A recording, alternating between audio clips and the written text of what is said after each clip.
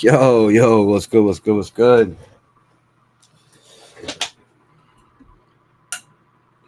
Maybe that'll help turn the light on. Let me shut this door. Sliding behind. Oh, yeah, that's better. All right, so what it do? Why ain't the chat working? Shout out to everybody in the building, man. So we're gonna talk about the future of the Raiders, right? We all know Max Crosby. We all know Ashton Genty. But Geno Smith, is he the long haul quarterback?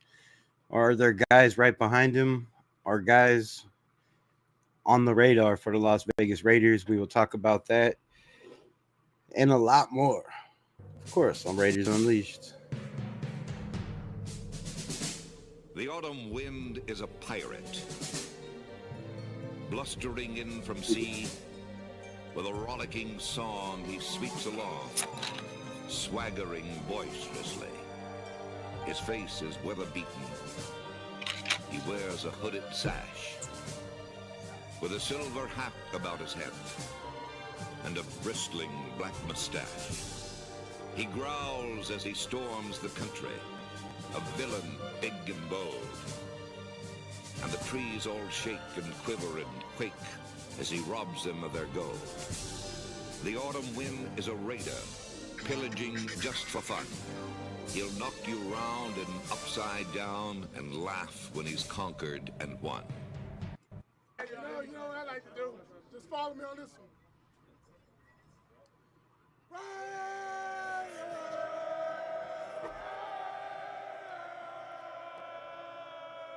Hey, that fire still burns bright here in Las Vegas. And one future. Boys. Talk about commitment to excellence, just win, baby. Once a Raider, always a Raider. You walk in this building, you can feel it. It starts with our DNA, ill intent, physicality. 7 memorable decades. 30 Pro Football Hall of Famers. 25 postseason victories. 5 AFL 25. and AFC championships.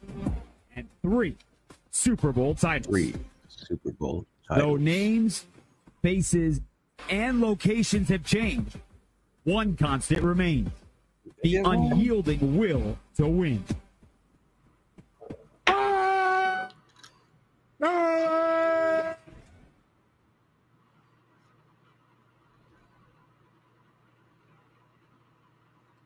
All right, I seen the chat. I guess it was a little loud. I'm working on it. Shout out. What's good? Appreciate y'all popping in, man. So yeah, the future of the Raiders, Ashton Genty. But we are gonna diddy the hell of the what if scenarios tonight. No pun intended. What if? Just what if? What if the Raiders are not exactly what we think they are? What if we are still in a rebuild mode? Right? What if Geno is just a stopgap for a year or two? What if he doesn't have the year everybody's expecting him to have, being the 6th best quarterback in the NFL? That's high praise. That's a lot of expectations. That's a lot of weight on somebody's shoulders. My volume is too low.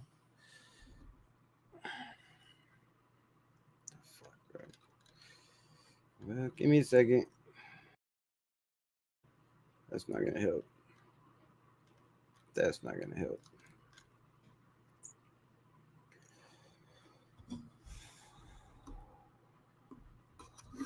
Can you hear me better if I talk like this? Raider Ryan, what's good? Appreciate you pulling up. It's quiet? What the fuck? Why is it? How about this, bro? Is it better now? Can you hear me now?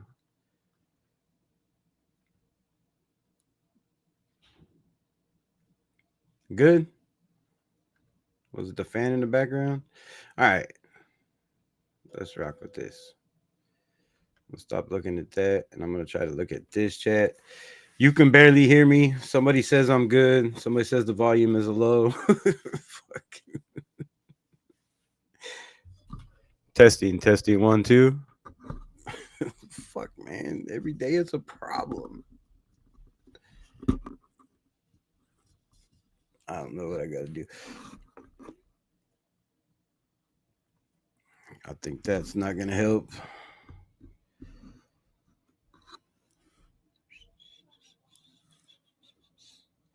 It's good now. It's good now. Good now. Testing 1, 2. Everybody can hear me. All right. Sounds good. Sweet. So, there's a little bit of expectations for the Raiders to win now. Some people say we are still in rebuild mode. Is Geno Smith that stopgap? Or is he the, quarterback for the Pete Carroll tenured for the next 3 or 4 years? We don't know, right? That's all a big, big question. Are they eyeing a quarterback for the future? Do they have them, their eyes on Nussmeier from LSU? Are they looking, at some of these other quarterbacks? There's a lot coming out of this draft coming up to be talked about. It's a long, long way from that. We haven't even started the season yet. Raider Twan, Raider Ryan, what's good? Appreciate y'all pulling in.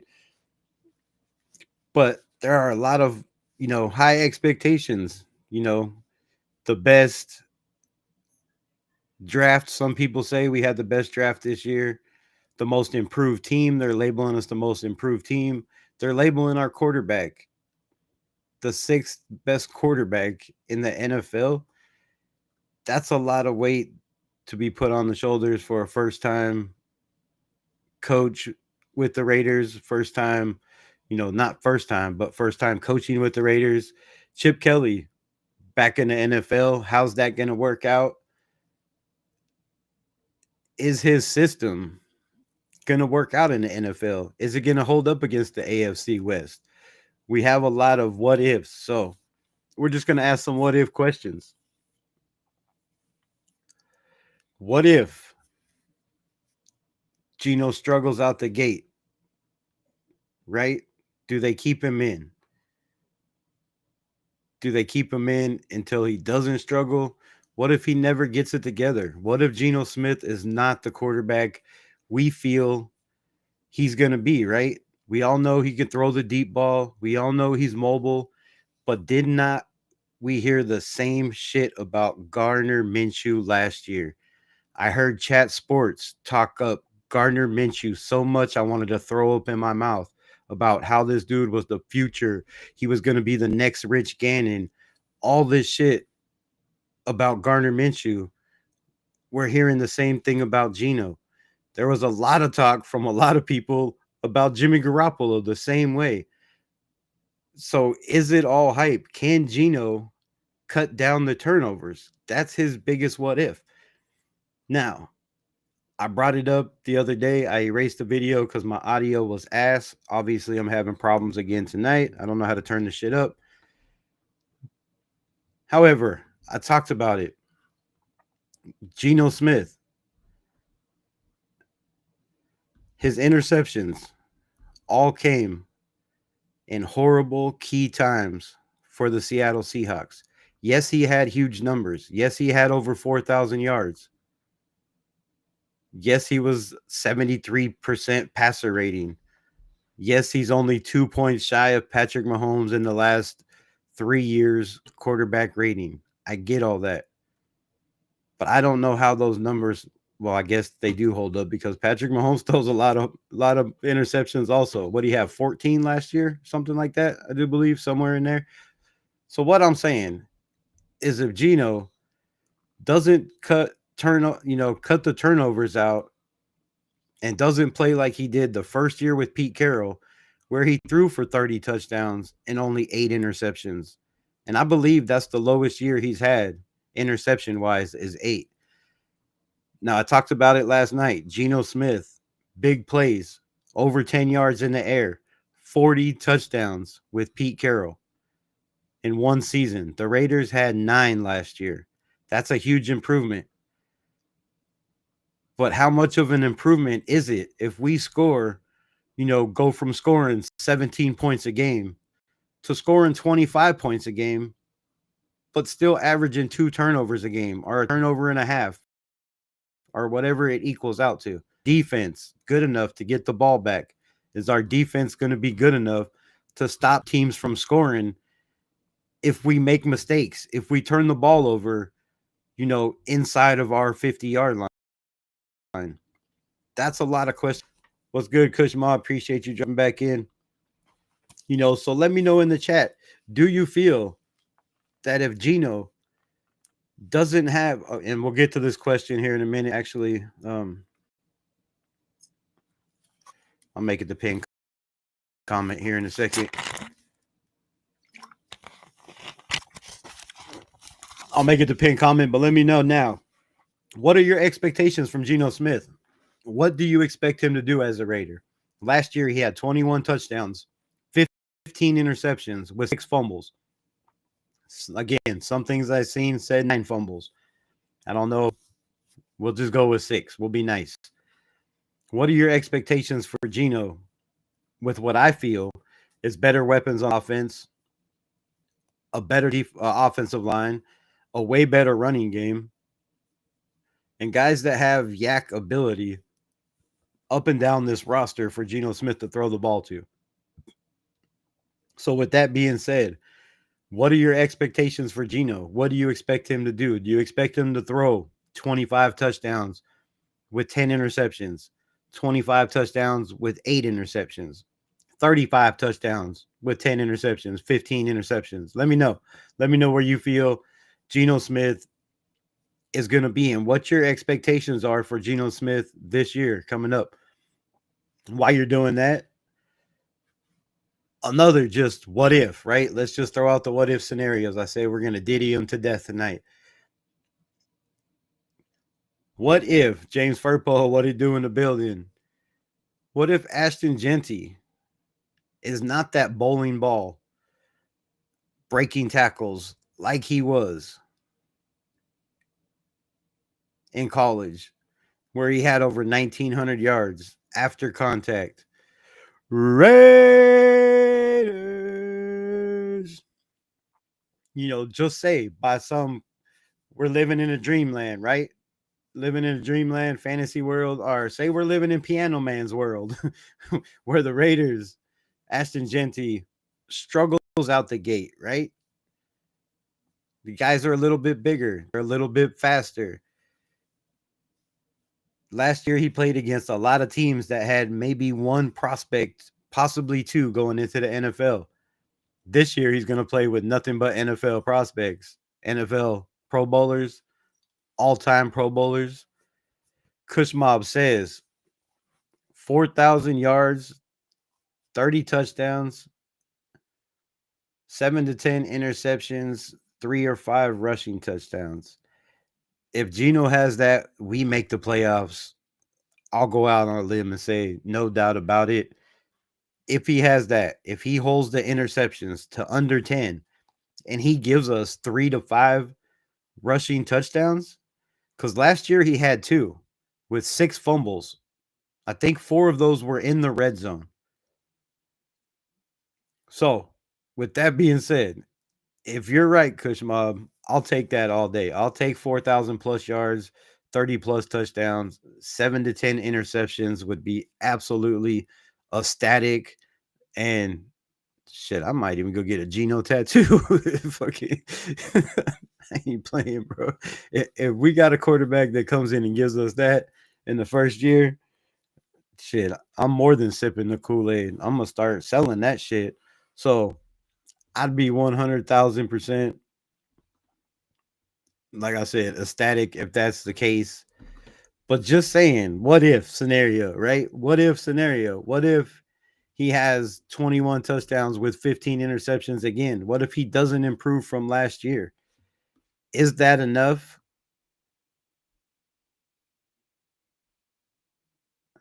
I'll get to that in a second. Is that enough for the Raiders to be competitive? 21 touchdowns, 15 interceptions.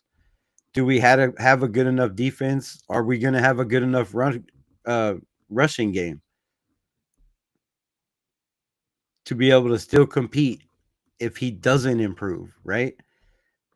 Say maybe that's Geno's reached his ceiling because we don't know. He's been in the league 12 years.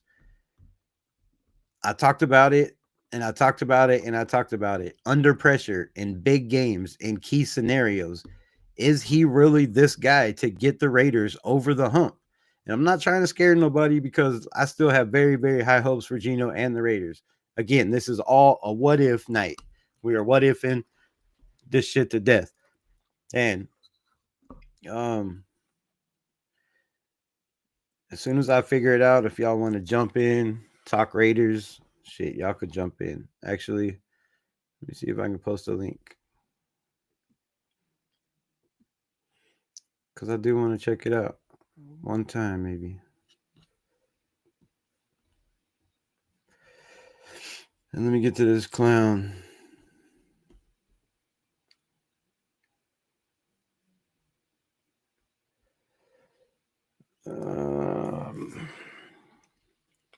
Where is this shit at? Fuck you come in saying.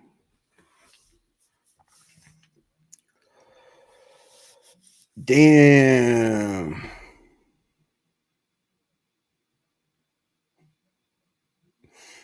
Just coming talking shit. No telling Candy to stop acting like that dude was kind of giving you a hint on how to act like a. What?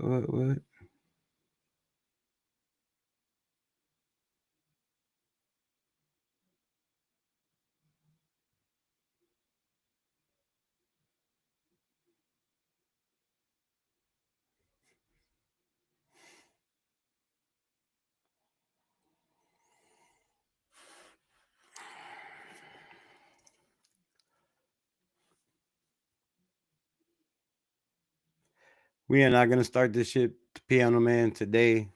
And I'm going to say one thing and take it how you want to. If you're going to come in here, again, we've talked about this. But, bro, if you ever fucking call Joanna, Candy, or anybody else that comes in my fucking chat or I talk to a hoe again, bro, you're not going to like the fucking consequences. That's all I'm going to say to you. So, if you want to continue to be in here, be fucking respectful, but don't you ever let me hear you fucking call somebody a hoe again, bro. I promise you that. With that being said, how do y'all feel? Like I said, just possibly if we struggle at quarterback, Geno doesn't have the year we think he's going to have, right? I mean, 4,000 yards would be great, but with 21 touchdowns and 15 interceptions, is that enough to make us contenders? Is that enough? I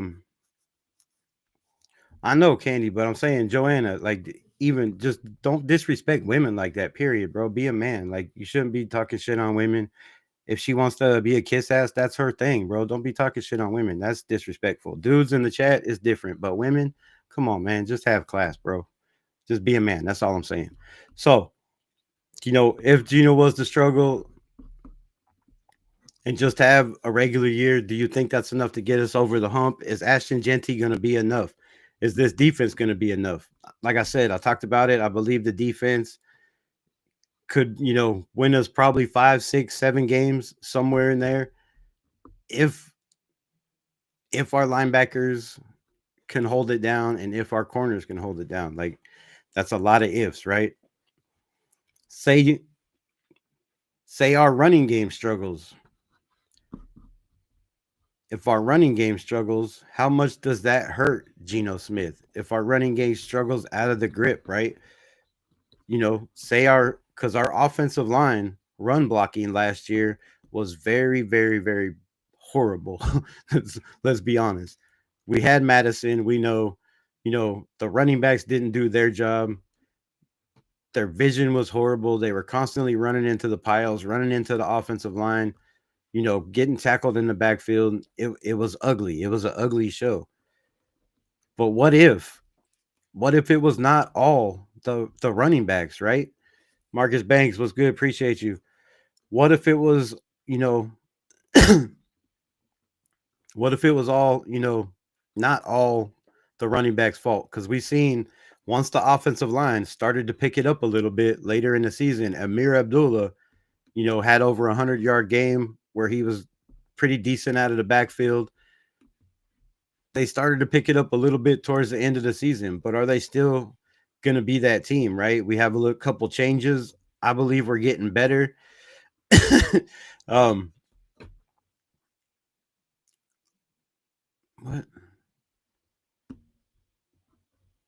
I'm not going to keep I said it to the Billy girl, stop acting.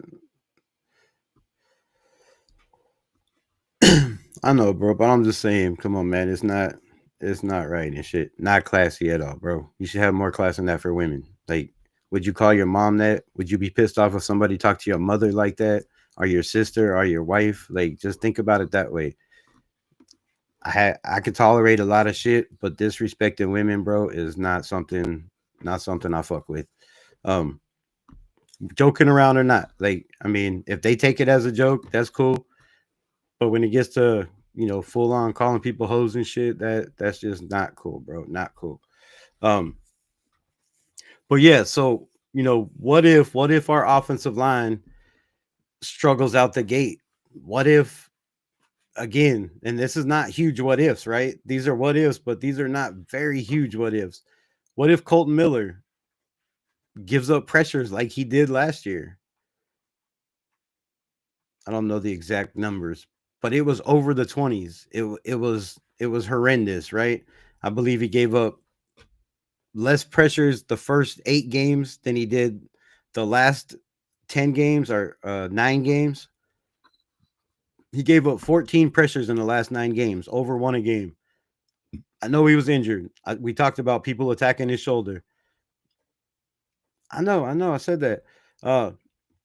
We talked about people attacking Colt Miller, attacking his shoulder, attacking his weaknesses last year. But what if that wasn't it? What if he's, just slowing down? What if he's not the same Colton Miller? What if injuries are catching up to him? And what if he just can't hang with these young, fast, defensive ends that run 4.40s that are 6'5" and 265 pounds? There's not many guys like that. But what if there is, bro? So, can we overcome that? If we don't have a running game to help Geno out, how much is he going to struggle if he has it all on his shoulders? Because, again, under pressure, Geno is not that guy. Now, last year, I heard, and, not Raider Nation, because not many people talked about Geno Smith, but I watch a lot of shit. I listen to a lot of shit. I pay attention to a lot of sports. And everybody dogged Geno last year for his play, for his turnovers in key games, in crucial games that could have got them to the playoffs. Now, it's not all him. He had a horrible offensive line. But the point is, under pressure, when the pressure is on, it's not always good for Geno. Now, if you give him time to throw, just like any quarterback in the NFL, right? We see these guys in booty shorts, in a helmet, throwing the ball all over the field. They look good. Shedeur Sanders, right? Looks like he's the best quarterback on the planet. Dylan Gabriel, these guys, all over. Riley Leonard, all these guys look great. My guy Jackson Dart tearing it up over there. But there's no pads on. There's no pressure. They know they're not getting hit, right? When the pressure comes on, people fold like lawn chairs, and people have a proven history of folding like a lawn chair. So, with these what if scenarios,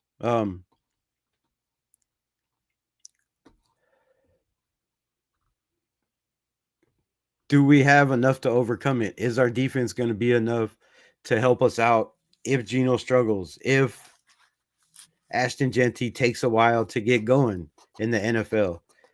Now, we might see in preseason coming up, but we might not, right? He might not play a lot of preseason games.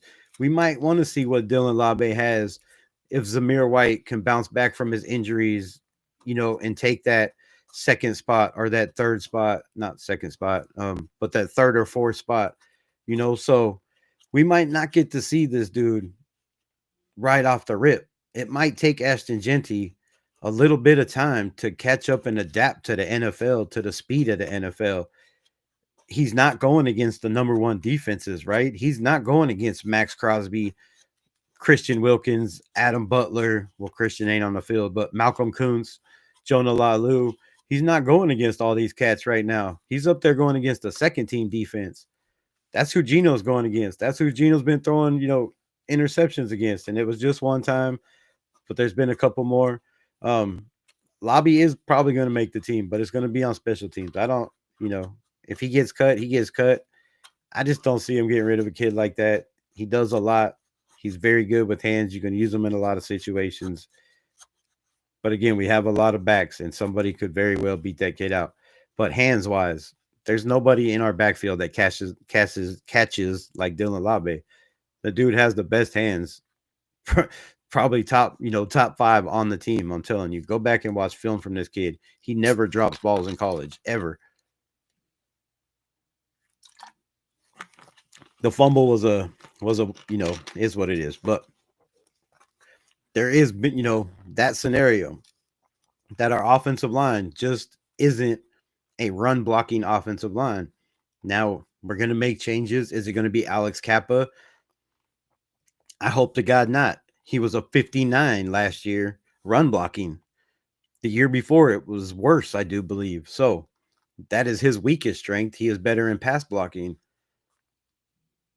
If he's the right guard, how does that help our running back? How does that help Ashton Genty?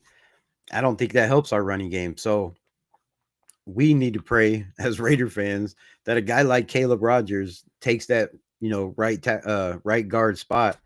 So we have a guy that's a road grader that's going to get to that next level, right? That's going to get to the second level, open holes down the field, kind of like JPJ does. If not, we need Jordan Meredith or Dylan Parham to take that spot. One of those guys need to move over there. And we talked about it last night. Parham and Meredith are fighting for the left side, which I'm not the coach, but I disagree. I think Meredith played his ass off on both sides last year, but his highest, running grade percentage and passing grade percentage was on the right side. So Dark, what's good? So, again, just another what if we struggle out the rip and this offensive line is better at pass blocking, which we know Colton Miller, we know JPJ, we know DJ Glaze, all these guys, even Parham and Meredith. Well, Meredith's probably better at run blocking than he is pass blocking, but it's pretty equal for him. But we know all these guys are not run blocking offensive linemen. So if our running game struggles from the grip, that puts more pressure on Geno Smith. And we know Geno, I'm going to keep saying it, under pressure is not him. Stats don't lie. Games don't lie. So when you have a quarterback that in pressure moments has proven to make horrible interceptions or fumble in the red zone, and bad shit happens to everybody. But when it happens 15 times last year with 6 fumbles, you have to question that if everything doesn't work, do we have the defense to still keep us competitive? So let me know in the comments. I'll read some. I'll get to some. I don't know how far I got to go back. Obviously, go out and give your all and play hard, but still play smart, not hard. Facts. All right, ain't getting into that shit. No, my. Geno can win us 4 or 5 games. Genty 2 or 3. Our defense 2 or 3 as well. Either way, I believe 12-5 at best, but most likely 11-6. Again, I'm good with that all day. I just don't feel that if Geno doesn't improve on the interceptions, if he still throws 21 touchdowns and 15 interceptions, 11-6 looks very, very, very, very difficult. Very difficult, right? The games we lost last year were because of turnovers, were because of interceptions for touchdowns, fumbles for touchdowns. horrible turnovers in key situations. I'm not throwing anybody under the bus or criticizing anybody. Just go back and watch Geno's games and the games they lost last year, the games they lost the year before. He needs to improve a lot, and that's 11-6, man. Is damn. I said 12-5, and I'm sticking to it. But what's good, Hawaiian candy? Okay. Probably won't remember, but okay, that's not for me. Dark was good. Appreciate you, my guy. Thanks for pulling up. Do you think Wilkins will play this year? If he's not ready for camp, he's not playing until at least week 7, or he's not playing until the bye week. I'd put money on that. If you're not ready by camp, if you're not ready by week 1, they have to put him on IR. If they put him on IR, that's mandatory 4 games minimum, right? And then you got to get in football shape. I don't think 4 games get you back in football shape. Maybe with the bye week, could possibly get him back in football shape. But again, that's hoping and praying that maybe, if he does go on IR, that maybe in the first month, the first week, second week, he's healthy enough to start, doing cardio, running, getting in a little better shape, and maybe by the bye week. But it doesn't look good to start the season, right? There's no way he can be in football shape. He's been injured since last year. He started to come back. They had to put a boot on it because he had, a setback. So Christian Wilkins is a huge question, and I just don't see any way he plays before the bye week. So look for these young bucks to have to step up. Look for Tyree Wilson to have to maybe play a little bit more defensive tackle, which I hope he does, because Tyree Wilson, when it comes to run stopping, is a dog. Like him or not, say he's slow, say he has no get off. 12-5. Keep this team on a higher standard. I say 10-7. I like that too. Like I said my bottom's 8 games. So, 10, like I said, seems more probable, but there's a very, very good possibility that 12-5, if Geno can, hold up, if this O-line opens holes here and there, because they don't have to open holes constantly for Genty. He's going to get his yards. He's, like I said, last year he was hit 185 times in the backfield. He gained 1,200 yards, over 1,200 yards, being hit 185 times in the backfield. That's a freak of nature. Now, yes, it's college. Yes, it's against, lesser competition. Either way, not everybody in the NFL is a great tackler. We had a couple of those on our team. So, yeah, 10-7 is much more realistic, and I'm totally stoked with that. 10-7 is way better than 4-13, right? It's way better than the 6.5 games they have us predicted to win. So I'm down with that for sure. My chat is on the screen. I know, but I haven't figured out how to catch back up to it. Oh, wait. Okay.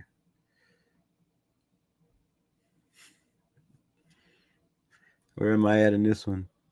Oh, caught back up quick. Sweet. All right. Let's try this.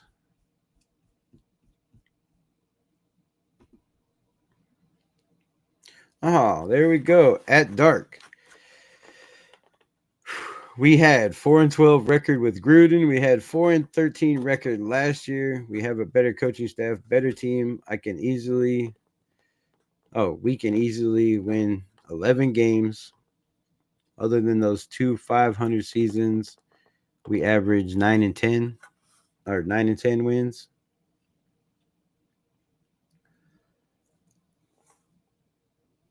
I could agree with that. This chat goes faster than I can keep up with, though. What are you talking about? I can see 10-7. Thank you. Unleashing addiction. I don't know what she said. But yeah, man, so I don't know how to erase them now that I put them on there. Some bitch. Hold up. Aha. All right, I'm catching up, man.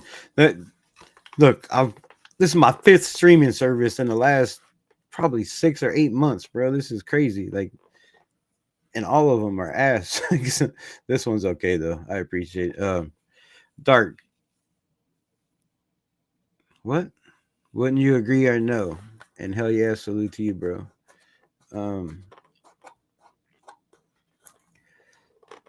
Look, I don't have the schedule up here. Wait, is it on this other one? Hold on, let me try something real quick. Because I don't know if I don't do that. Fucking dumbass.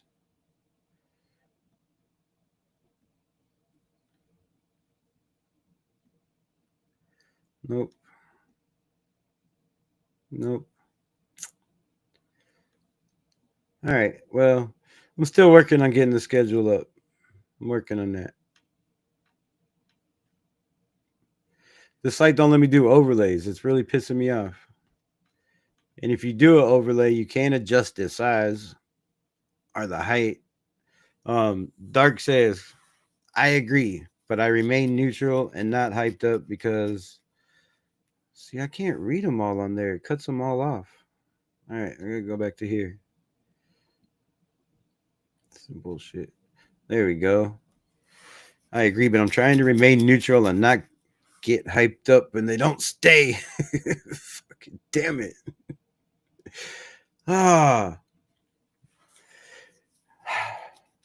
And get hyped up because I can. LOL, we have coaches now, so I'm confident that we will turn it around. Facts.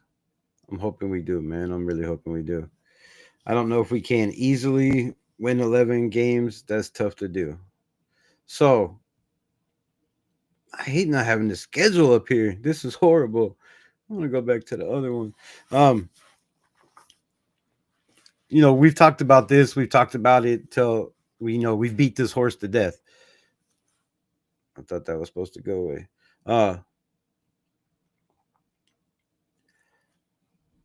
Sorry, I got to pull this up somewhere. I was trying to talk about. All right.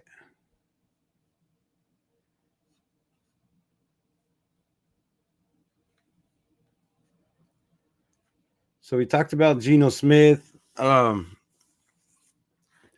get into Jack Beck next. But let's get into this, right? Week 13 through week 16 features matchups against the Chargers, the Donkeys, the Fly Eagles, fly for Jonah, and the Texans. Brutal competition, they say. Brutal. But how brutal is that competition? What if Justin Sherbert is still soft like ice cream? Right? What if, and I said it's going to be a what if night. What if the Chargers, with a tougher schedule, show that when they played tough teams last year, they folded like lawn chairs? They couldn't run the ball 100 yards plus a game like they were. They couldn't pass the ball. Jim Harbaugh does not let Justin Sherbert be Justin Sherbert, a gunslinger, a guy that's going to throw the ball all over the field. He's trying to put him in a cage. I don't believe that situation is going to work very long. That's just my feeling. Then you have the Broncos, the Donkeys.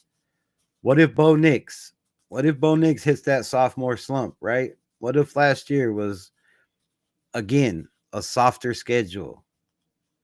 Teams that were under 500. Teams that struggled on defense, right? Because if you look at the Broncos record, teams that were over 500, teams that had a defense. In the beginning of the season, they were calling them Bo Picks, right? He was throwing interceptions. What if he has that sophomore slump? What if their run game doesn't take that jump with who'd they get? Harvey? What if he doesn't help that run game? They have a solid offensive line. They have a damn good defense. But injuries happen. Just look at the Las Vegas Raiders. So what if the Broncos have a season like we had? Or what if the Chiefs? Or what if the Chargers have the injury bug like we had last year? 6, 7 players out the whole season, half the season.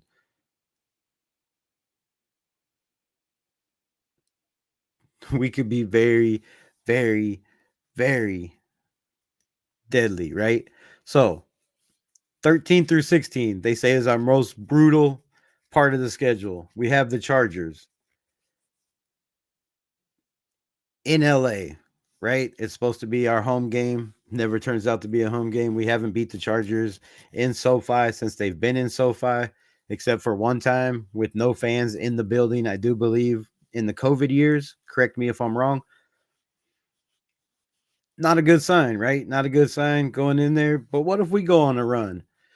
What if we do get some momentum going into the bye? What if we get a little momentum coming out of the bye? What if we start to go on a run? How good could this team be? Does 12-5 really look that far away? If Genty runs for 1,500 yards and 10, 15 touchdowns like he says, if Brock Bowers has another 1,000-yard season and Jacoby Myers has another 1,000-yard season, with a running back that has 1,000 yards, with a quarterback that throws for 4,000 yards, what'd you say, my guy? 30 plus touchdowns, 10 to 7 interceptions with 3 to 5 rushing touchdowns. That's a deadly offense. That's an offense that's going to score minimum 21, 24 points a game, right? If your quarterback's throwing for 4,000 yards and your running back's rushing for over 1,000 yards as a rookie, it's going to be hard for teams to stop. You're not going to be able to stack the box. If you do, you're going to get cooked by Dante Thornton, by Trey Tucker, by Brock Bowers, by Jacoby Meyer, by Michael Mayer, who I hope has a damn good year. So, Chargers, then we have the Broncos. We owned the Broncos for 4 years. Last year, they got the better of us. The whole division got the better of us. We were 0-6. Pete Carroll's not going to go for that shit. That's not going to fly in this Pete Carroll organization. I promise you that. Tom Brady is not going to go for that shit. Spytech is not going to go for that shit. There will be people out the door faster than you can blink your eyes. I guarantee you. Quarterbacks will be changed. $66 million won't mean shit guaranteed if shit doesn't turn around, right? So if we lose to the division 0-6 again, everybody's in trouble. I don't see that happen. I see that turning around. I see a split in the series with everybody in the division, right? 1-1. I had us beating the Chiefs twice, which is the craziest, hottest take, right? But if it does, people are gonna be like, damn. I just feel like we've played the Chiefs very, very competitive over the years. We've had some games we should have won. Botched snap last year. 340 yards, Aiden O'Connell with 2 touchdowns. If Aiden can put up 340 and 2 touchdowns against the Kansas City Chiefs with no running game, what can Geno Smith do, right? Our savior? 4,000 yards, the 6th best quarterback in the NFL. You don't think we can compete with the Kansas City Chiefs with our defense? Having a run game with Ashton Genty all of a sudden? Having a Geno Smith? But we did it with Aiden O'Connell, without Max Crosby, with a beat-up defense, with no Christian Wilkins last year. I just feel it's our time to compete with the Kansas City Chiefs. It's been too many games we've lost from bullshit calls, from penalties, and I feel it's time to turn that around. So, if we win this game against the Chargers, the Broncos, that puts us, the Eagles. Say we lose to the Eagles. Say we lose to the Texans, or say we beat the Texans and we lose to the Chargers or the Broncos. We go 2-2 in that stretch. Weeks 13 through 16. Our easiest stretch is week 3 through 6. Offers a chance to build momentum against a weaker opponent like the Chicago Bears. The Bears. The Colts. Who's their quarterback? Daniel Jones? I don't know, right? I don't know. Anthony Richardson, who's going to be their quarterback? Does anybody know who the Colts quarterback's going to be? Who's winning in camp? I don't care. I'm not worried about the Colts. If y'all worried about the Colts, then we got problems. We got problems. Then we have the Tennessee Titans. How good are they going to be with a rookie quarterback? I mean, yeah, they have decent receivers, but their offensive line struggled. Why they went and got a new quarterback? They didn't believe in Will Levis because they had no offensive line to give that kid time to throw the ball, to let receivers come open. And he didn't have time to throw guys open because he never had time to throw the ball. The kid was constantly running around, like Caleb Williams did last year. When you have a young quarterback with a rough offensive line or an injured offensive line, things are going to happen. So they went and got Cam Ward. They think that team's going to turn around in 1 year. I just don't see Tennessee Titans. Yes, they have a solid defense. I just don't see them being good enough to overcome the Raiders, not right off the top. So starting out 3-6, the Bears, the Colts, the Titans. What if we win all those games? The Bears have a new coach that has to implement his system, that has to get people to buy in right off the bat. I think Pete Carroll has the advantage in that. He's done it. This is his fourth team, right? Fourth team in the NFL, not counting his college teams he's coached. Pete Carroll's been there, done that. He knows how to come into a building, how to turn team around. He has the blueprint. The guy everybody wanted in the Raider Nation, Ben Johnson, does not have that blueprint. He's never done this shit before in his life. So coming in, trying to be that guy, trying to get everybody to buy in, trying to be that teacher right off the rip. I believe when we play the Bears that early in the season are not going to be a team that's clicking yet. They still have, a whole bunch of new offensive linemen. They're running a new system. If anybody knows how teams struggle with a new quarterback, a new coach, a new offensive coordinator, and a new system, it's the Las Vegas Raiders, right? We struggled our ass off last year with the same scenario. Now, you can argue Ben Johnson might be a better coach than AP. We don't know that. That's all speculation. However, if we win those games, the Bears, the Colts, the Titans, that's 3 games off the rip. The 2 games before that will be Drake May, the New England Patriots. Are they going to be ready to go week 1? Are they really going to have Travion Henderson ready? Are they going to have their receivers ready? They're going to have their O-line ready? Is everybody going to really, really, really think about this now, Raider Nation? Come on. Think about this. Did our offense click right off the bat when we had Josh McDaniels as head coach? No, he wasn't the offensive coordinator, but it was his system, right? It was his geometry system that everybody had to learn and buy in. I'll read that in a second. Everybody had to buy in. So all I'm saying, I don't think the Patriots are going to be ready right off the rip. Josh McDaniels does not run an easy offensive system. Now, Drake May is a very intelligent quarterback, and I believe he's going to pick it up just like Aiden O'Connell did, very, very fast. However, does he have the weapons around him? Does he have the offensive line to hold up? They went and drafted a guy to protect his blind side that said he will die trying. But a lot of people say he has short arms in the NFL. He doesn't have the wingspan to be that tackle. I don't think the Patriots are ready for the Raiders in week 1, man. Geno Smith has been there, done that. Our defense, I think, is going to be solid like they were supposed to be last year. Then you go to the Chargers, week 2, Monday Night Football in Allegiant Stadium under the lights. They beat us twice last year. Made it to the playoffs. They had an easy schedule. They are coming off their first game in the Bahamas. They get to go on a vacation, or not the Bahamas, Brazil, right? They get to go on a vacation to Brazil, fly to Brazil, play the Kansas City Chiefs. That's going to be a dogfight.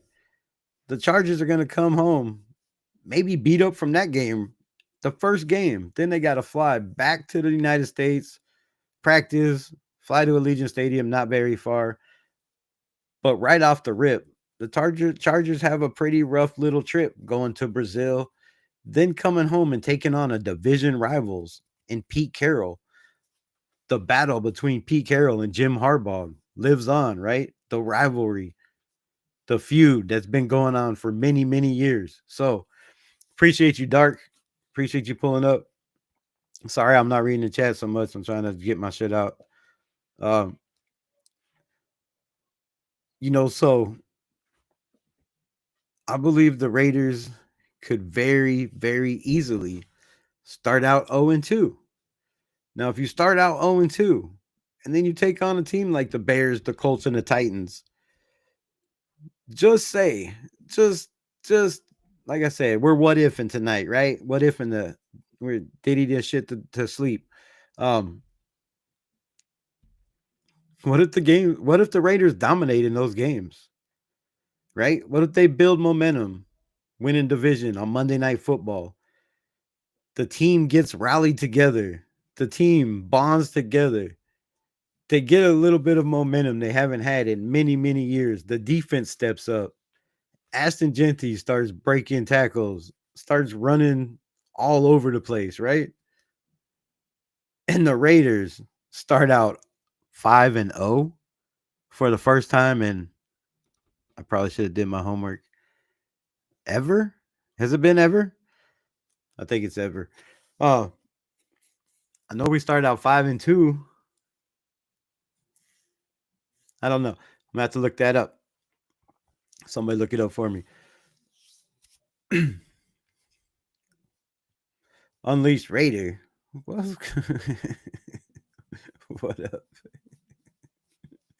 up? Salute to you. So, taking on a Patriots team that I believe is not going to get that offense right off the rip. It's going to take time. I think 3-4 weeks. I mean, Jimmy Garoppolo struggled. Brian Hoyer, a veteran in the NFL for 25 years, right? He's been in the NFL longer than my kids have been alive. Struggled under a Dick Daniels system. I just don't see everybody on the team, on the offense for the New England Patriots, picking this offense up right away. So I see them struggling. Again, Justin Herbert, big games. You never know what he's going to get. 4 interceptions against Houston in the playoffs. If you pressure him, and I think we have the defensive line to put pressure on Justin Herbert, easy win. So if we start out even 4-1, right? Say we lose one of those games to the Bears or the Colts or the Titans, which if we lost any of them, I would say it would be the Chargers. The Chargers is the best team out of those 5 games. The Patriots, the Chargers, the Bears, the Colts, and the Titans. If we lost anything, it would be against the Chargers. That's the home opener. I don't see that happening. So I just don't see us losing these first 5 games, bro. I just don't. I don't. It's going to take a lot for these teams to come out and beat this team right off the rip. If our offensive line, like I said, can just open up holes, if we have a run game, Geno doesn't make mistakes, teams aren't going to be able to contain these weapons, and they're not going to score a lot of points on us, bro. There's no way these other teams are scoring. What do we average? 20 something points a game, 28, 27. What did we give up last year? I don't know. It was ridiculous. Don't discredit the fact Jim has a hard time defeating Pete Carroll's football philosophy. Nothing will be given. We will earn every win, including the Chargers. Oh, I'm saying, nothing's given. I'm not taking none of these teams for granted. I'm just saying, if you look at their roster on paper, if you look at the effects of the rookies that we brought in, with the speed that we've added, with the accuracy of Geno Smith, it puts us at a very, very, very nice advantage, right? We're sitting nicely, in my opinion. And they don't have us favored in any of these games. The only game we're favored in is the Giants game towards the end of the season. They're sleeping on the Raiders, and I love when they do that. I love when they do that. What do you mean don't read the chat? I'm always reading the chat. Like, I can't read 50 things at once. My guy Robert Pena was good in the building.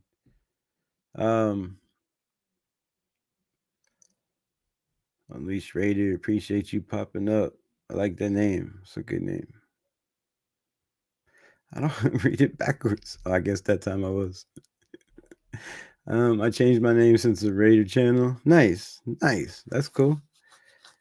We have never started 5-0. See, I'm finding it.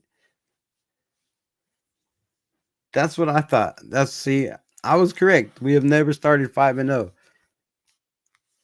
What would happen? How would y'all feel if the Raiders came out and started 5-0?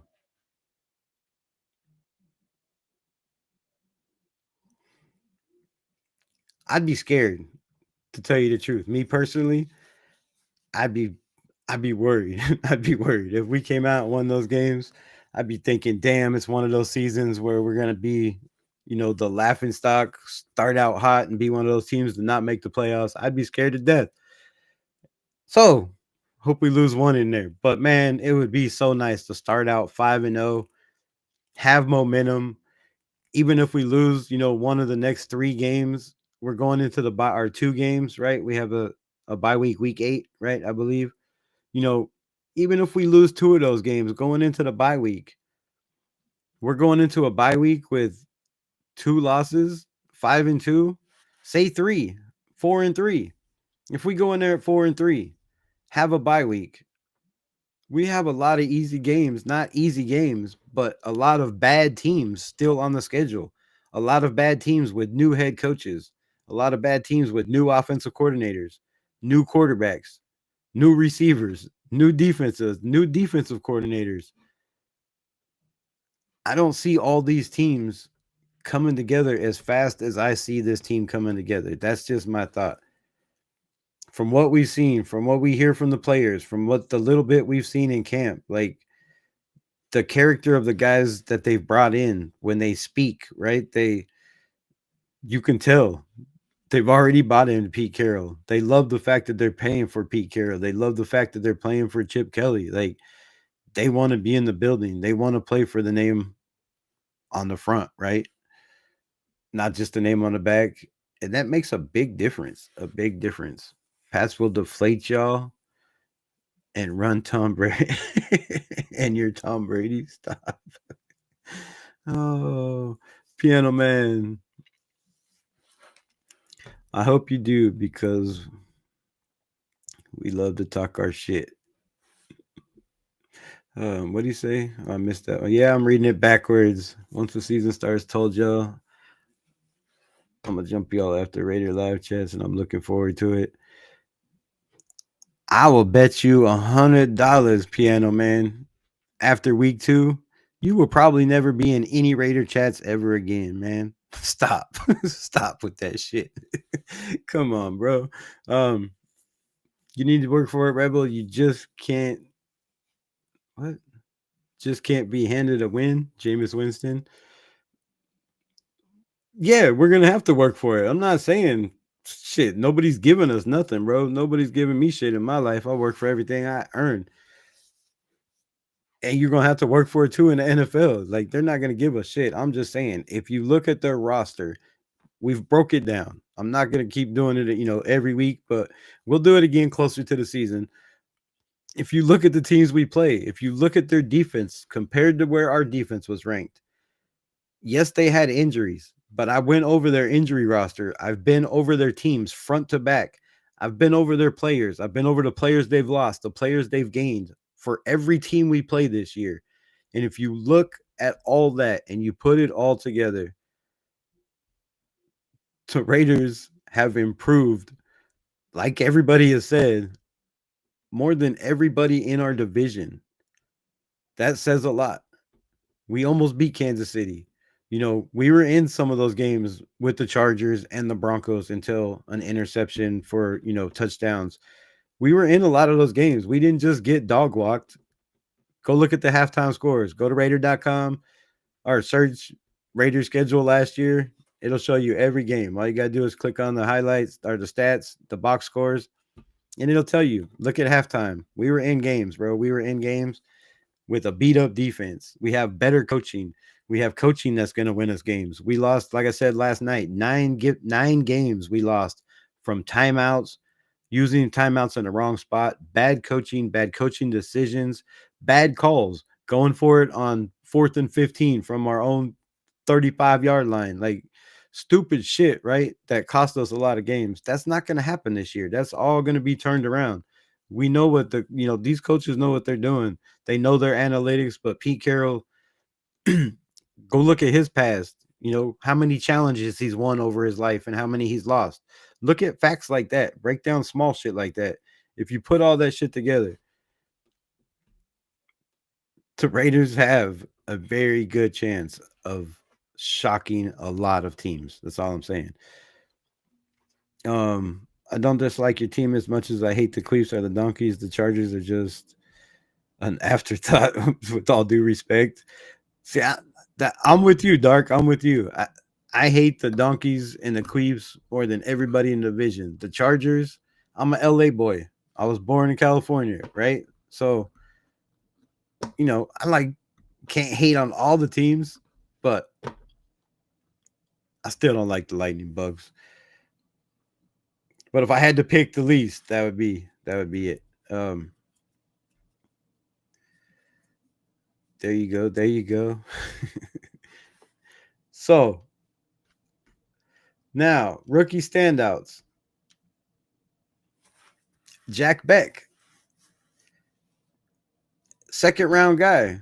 A lot of people aren't expecting this man to come out and contribute right away, but I am. He's standing out in camp. He's impressing a lot of people. He makes tough catches. He wins all the 50-50 balls. Like I said, they're 75-25. This dude is going to surprise some people. He's going to turn heads. He's going to be one of those big play slot guys that you can move around. You can hand the ball off on a reverse. He's going to run people over. He's going to get yak yards. Same with Dante Thornton. He's going to use his size, his speed. We've heard all the talk about the route tree is limited. Bullshit. I say go watch some Oregon games. He's done exactly what he's asked to do. You can't control your route tree you run when your coach calls plays for you to run nothing but hot routes, right? Nothing but go routes, nothing but slant routes. That's basically all he ran last year in Tennessee. It was a go route or a slant route. Once in a while, an out route, but very, very rarely. So he ran like 3 routes. Does he have a route tree? I mean, in practice, it looks like he does. From what I've been seeing on film, it looks like this kid has a very, very, very high route tree, right? Like he can run all those routes. If this man could get better at running those routes at 6'5" and a 4.3 speed, guess he has to work on catching the ball a little bit more. I'm not gonna argue that. Some of the catches, there's been a lot of passes, a lot of balls right in his hand, positive, necessary, that you got to hold on to. When you have balls in your hand, you got to hold on to them. Balls if necessary. Can't drop passes. So if these two dudes come around with the offense we had last year, 2 guys with 1,000 yards, with garbage Minshew throwing them the ball, and we think Geno is going to be a top 10 quarterback, but we don't think the Raiders have a chance to compete in the division or make the playoffs. I just don't understand the logic. Dark, you sound legitimately like a triple OG, bro. Haha, it's like you dislike the Chargers. It's good understanding your surroundings and study other game plans from other teams. You have a soft spot. I know you ain't telling. I don't have a soft spot on my body, bro, for nothing. I was kidding. Except for this big ass gut. I like Denver, Colorado. What? Oh, I live in Colorado. So you already know. Fuck the donkeys. That's what I'm talking about. I'm not bueno. What's good? What's good? Oh shit. Dixon Cider, what's good? What's good? What's good? So let me know, man. Let me know. Y'all talking in here. I see y'all chatting. Drop it in the comments. What do you feel are the biggest keys? Ah, what the fuck bit me? Damn it. What do you feel the Raiders' biggest keys are for us to make the playoffs, right? Or for us to compete for a wild card, for us to compete in a division? What are the three main factors? Is it our offensive line? Is it our quarterback play? Is it our run game? Is it our linebacker play? Like, just the defense in general. What do y'all think are the top three things that have to happen for us to be competitive? Because I hear all this talk about it's a rebuild, right? The Raiders are rebuilding. Does this thing roll by itself?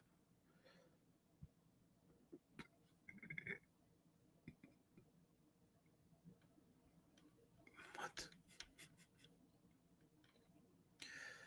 Let's go. What's good? So, yeah. Now, you've seen the title, Future, right? Future. We all believe Ashton Genty is the future for the Las Vegas Raiders. We all know Max Crosby is the Raiders. We go as he goes. Well, since we are on a what if scenario, and I don't want to put this out there because actually I'm not superstitious. So I don't really give a fuck. Anything I say is not fixing anything. Guarantee you that. But what if Max Crosby, right? What if people have caught on after watching all his camps, all his videos, telling everybody his techniques, what he thinks, how he goes about beating guys, how he sucks guys into his trap, and what he does after that? With all the information he's putting out there, we've seen against Joe Alt. I love Max Crosby, but it did not look good against that young rookie, man. If Max Crosby struggles coming off the ankle injury and he looks, I just got to say this, he looks absolutely freakish out there in camp. I think he looks better than he did last year.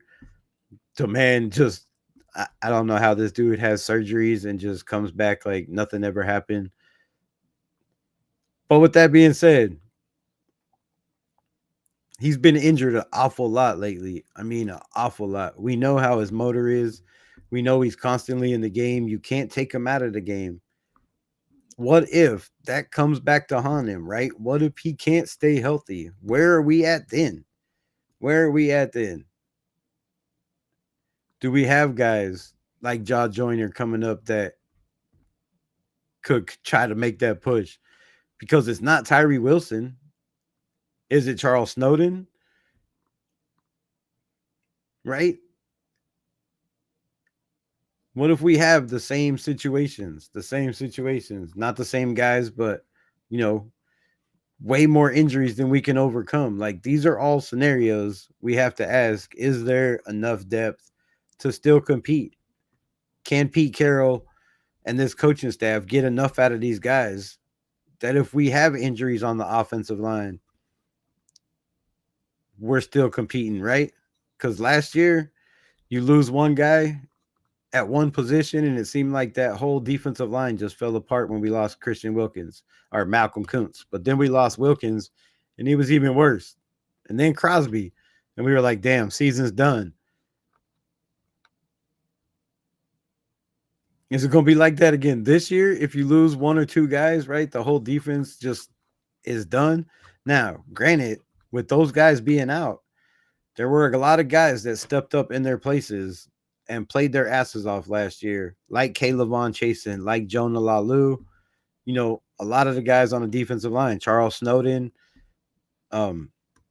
Andre Carter II, right? A lot of these guys came in and stepped in. So I think we have better depth this year. And I feel that, you know, even if we struggle at the linebacker position or at the corner position, that I feel this year we have a good enough team to put enough points on the board on the offense. We have a good enough defense to keep them guys off the field. He's not blocked. You would see his comments, Bueno. Trying to block him to see all this stuff. All right. We're back on that shit again.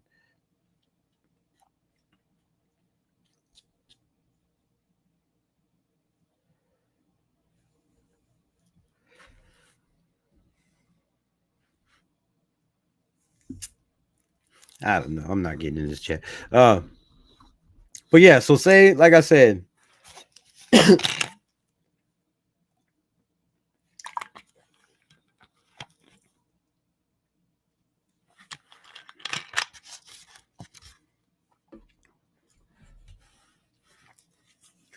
question, how many players that are on the Las Vegas Raiders now played on the Oakland Raiders? 4. Colton Miller, Max Crosby, Daniel Carlson, and AJ Cole.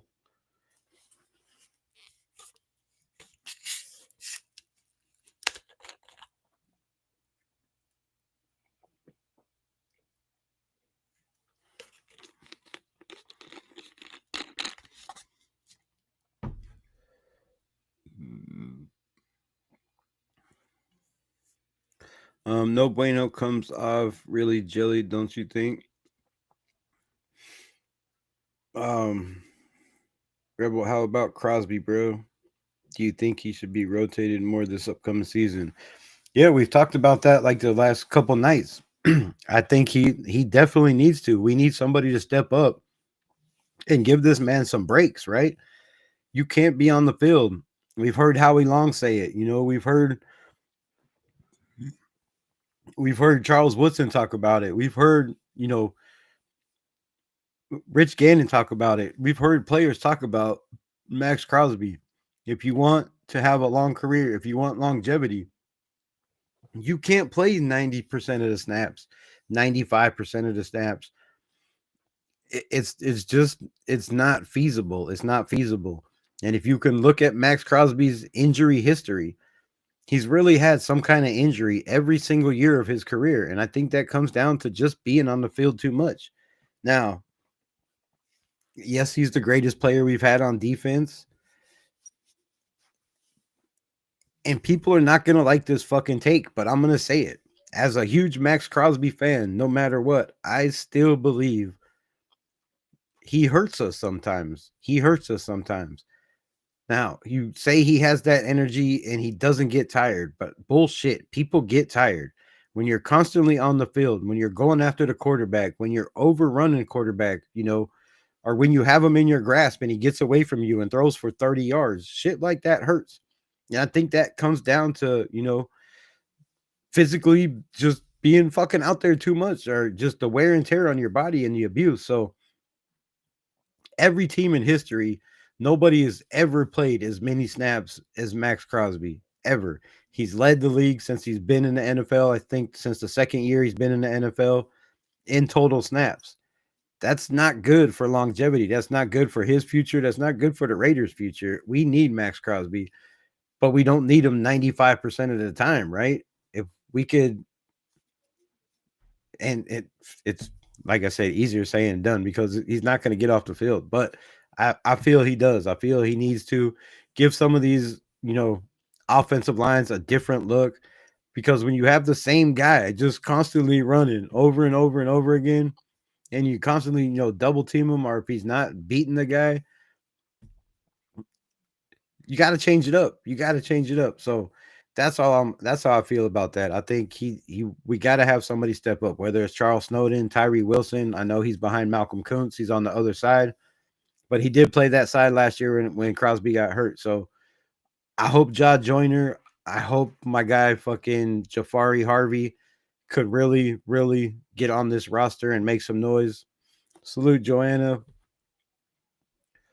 Hawaiian Candy, what's good? What's good? Appreciate you. Have a good night.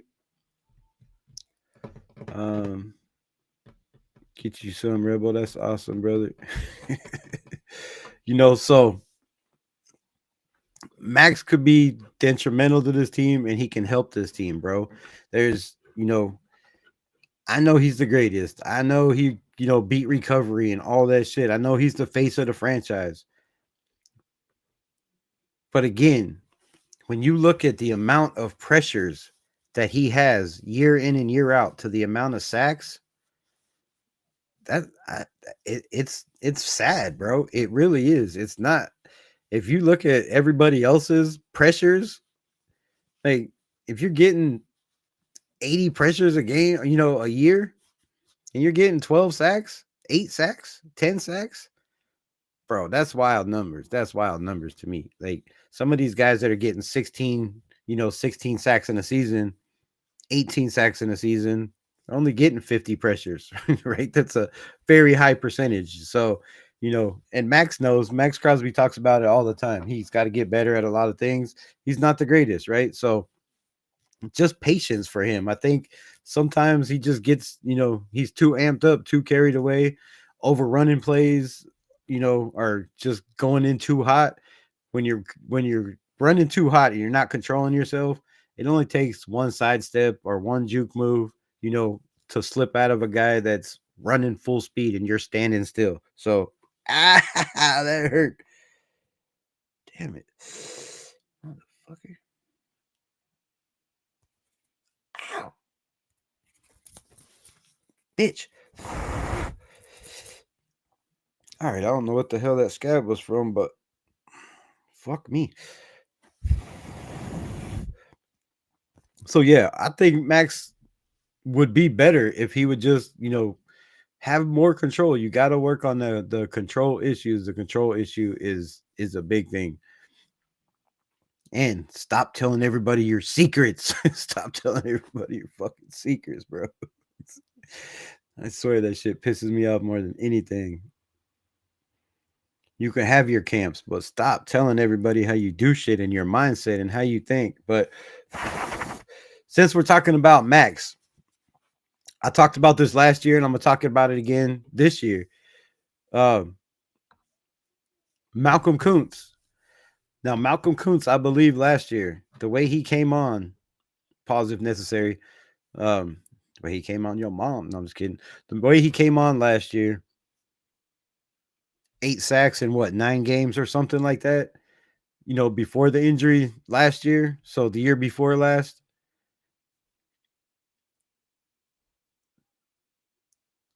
To man, I believed was destined to have a crazy breakout year. Now, coming off the injury, I think it's going to be a little slower comeback. Being a guy that's tore his left knee 3 times, shredded it the first 2. It's constantly on the back of your mind. It's there, and it takes a lot of mental work to get over. So if he can get past that, this dude could have a damn good year. But on the other hand, if he's 100% healthy, Malcolm Kuntz is going to be scary in this defense with Pete Carroll.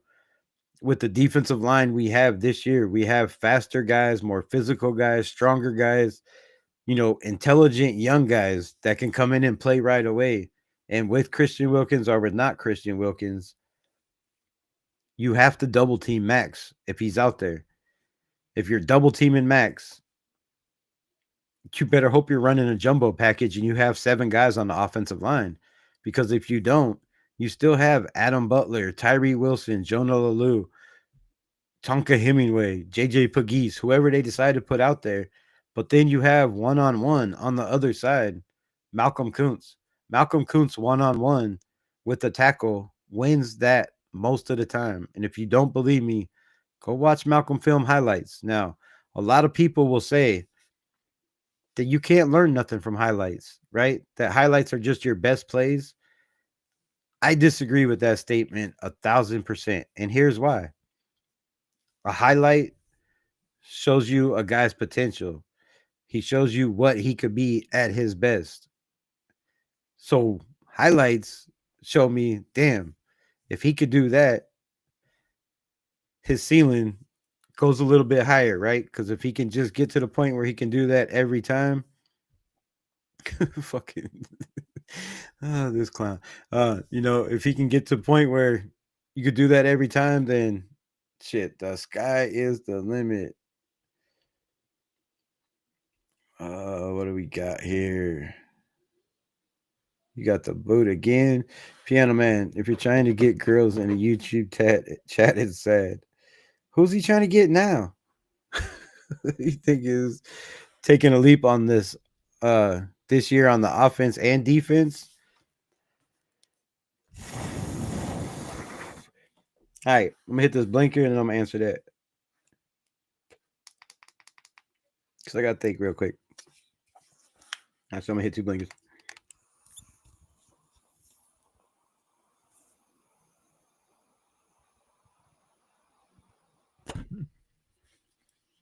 All right, so wait, time out.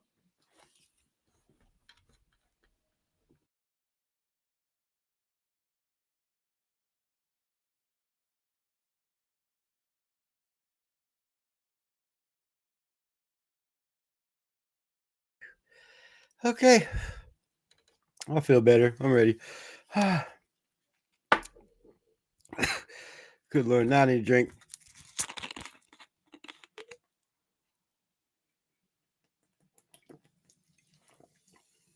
Finger banging prickly hose. Wait, timeout. What? What? That's just wild. What are you talking about? All right, who do you think would... Let me get back over here.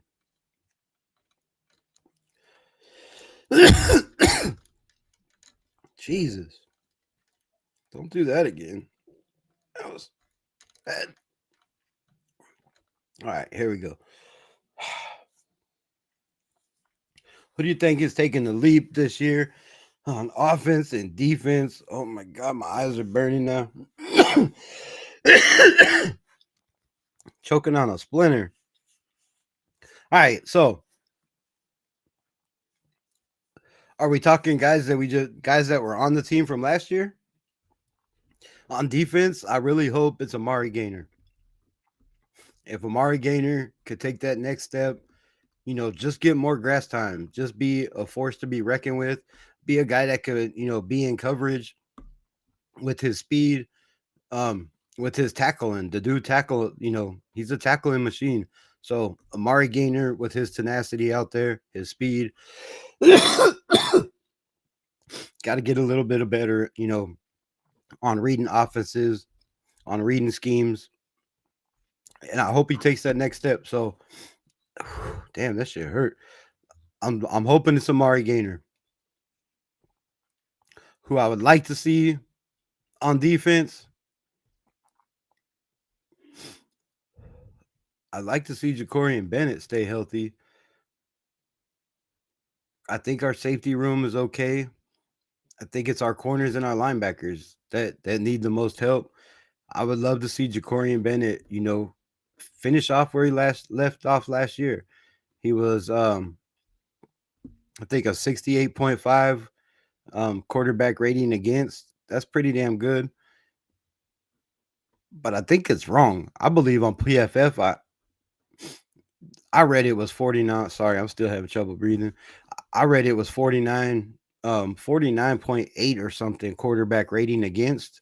Unleashed Raider was good. So if that's the case, man, I want to see Jacorian Bennett. If Jacorian Bennett could step up and take that next step, that means, if Darian Porter is that guy,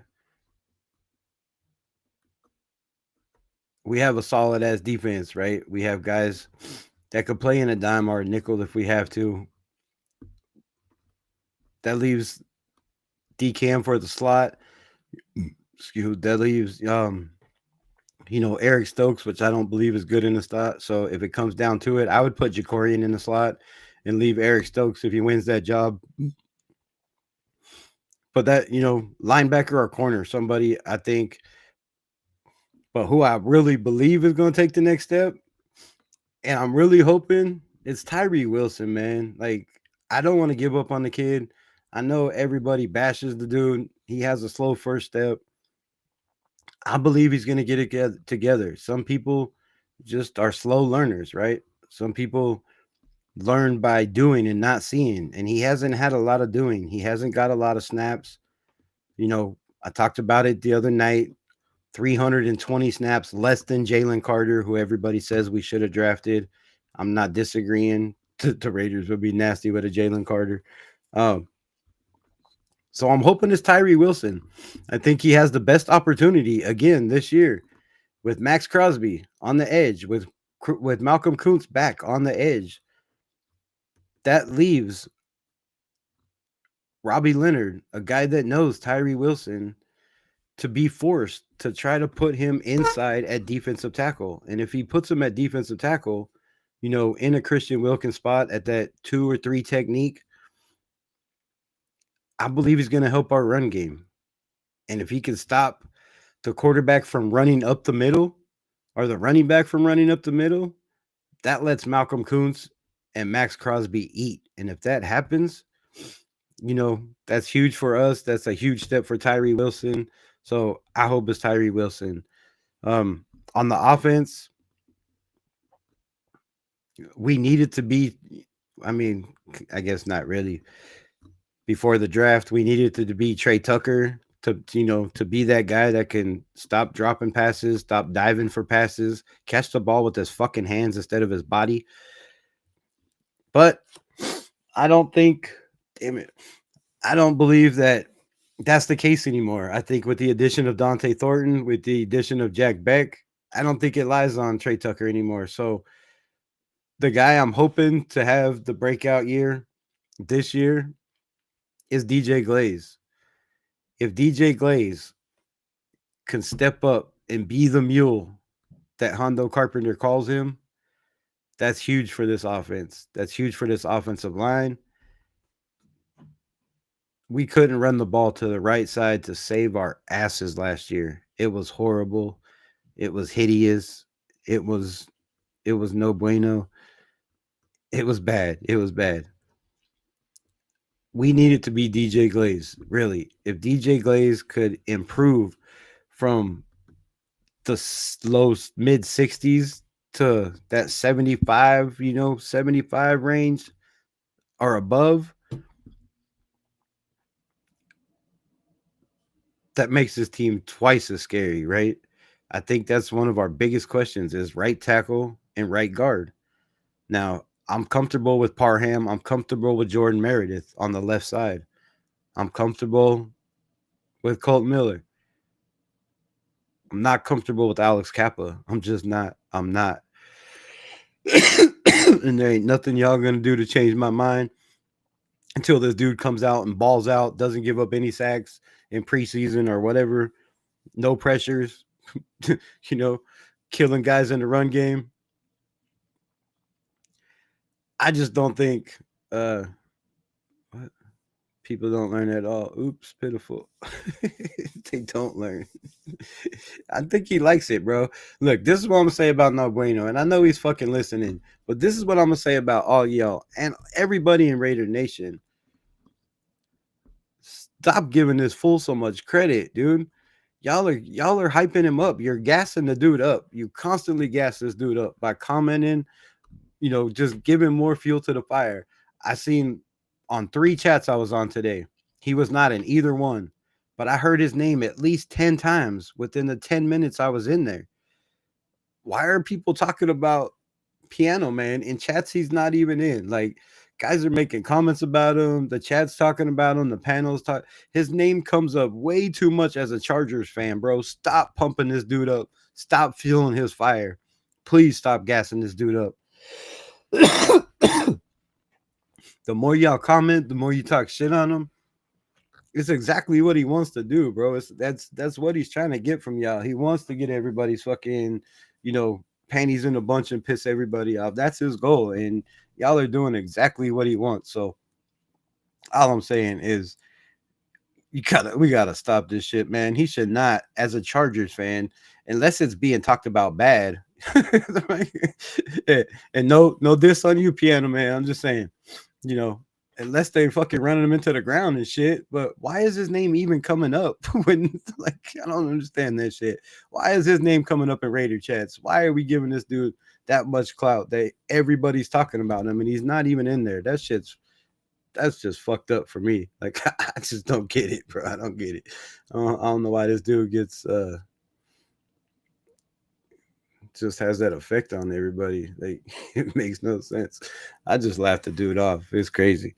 But yeah, what time is it? Shit, we've been on here almost 2 hours again. I gotta stop talking. But yeah, man, let me know how y'all feel. UMPG, what? Patrick Graham? So let me know how y'all feel with the what if scenarios. What if, right? What if our defense of corners, guys like Eric Stokes, they're talking about, already taking that second corner spot. Damn, what if he takes that spot because he's better than the guys in front of him? But what if he has the same years he's been having the 4 years he's been in the NFL, except for one, can't stay healthy? These are just all questions I want to leave y'all with my 12-5 prediction to sound just a little bit more crazier and stupid. But yeah, so think about all these what ifs and let me know in the comments, yo. Do you really feel like if shit goes awry like it did last year, right? If Chip Kelly's offense is Luke Getsy's offense,